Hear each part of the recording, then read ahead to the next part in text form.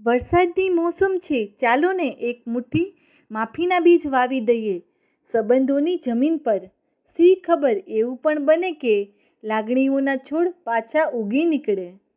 જીવનમાં એક એવું લક્ષ્ય ચોક્કસ હોવું જોઈએ જે રોજ સવારે તમને પથારીમાં ઊભા થવા મજબૂર કરી દે. કોઈ પણ વાતનો ઘમંડ ના કરશો સાહેબ, ખરાબ સમય આવતા વાર નહીં લાગે.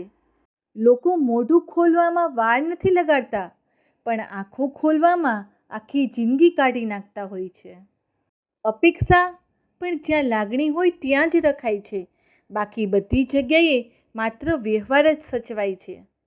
હોય છતાં નથી આપવું એ માણસ, અને નથી છતાં આપી દેવું એ માણસાઈ. મન બગડે એવા વિચારોથી અને મૂડ બગાડે એવા માણસોથી હંમેશા દૂર રહેવું. વહેલા જાગવું હંમેશા ફાયદાકારક રહે છે, પછી એ ઊંઘમાંથી હોય કે વહેમમાંથી.